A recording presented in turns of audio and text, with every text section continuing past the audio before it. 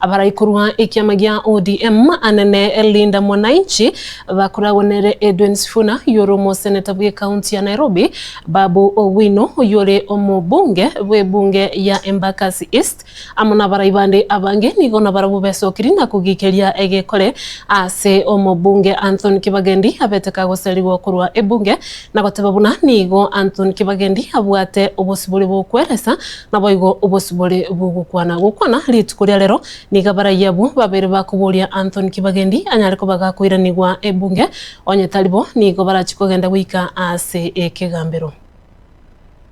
We want to condemn in the strongest terms possible the continued harassment and intimidation of members of this team and especially the Honorable Kibagendi. You will know that a few weeks ago the Honorable Kibagendi was actually suspended illegally and unlawfully from the precincts of Parliament. It is not possible for a speaker to police utterances of members of the National Assembly or even the Senate at media houses, at funerals, at baby showers. It is preposterous for anybody to imagine that what I say in my bedroom is also subject to the Powers and Privileges Act.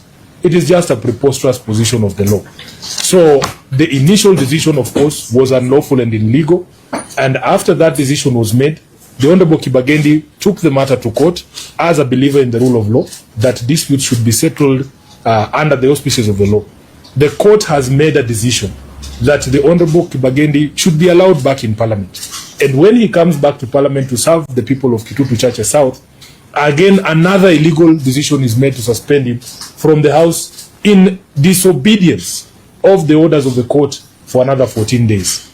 We are a country that is supposed to be governed by law.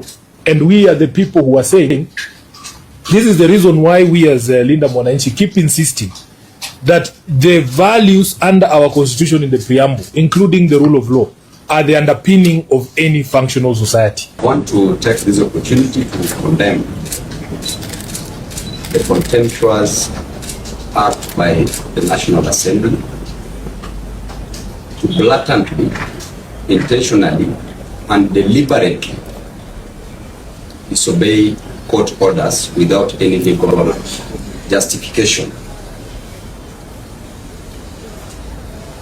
The suspension given to Anthony Kibagendi by the Speaker of the National Assembly is null and void, just simply because Anthony Kibagendi uttered words which to the Speaker he thought that were not words that should be uttered in public.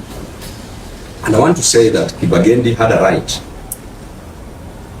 to speech, a right to speak, because we know that freedom of speech is the oxygen of democracy.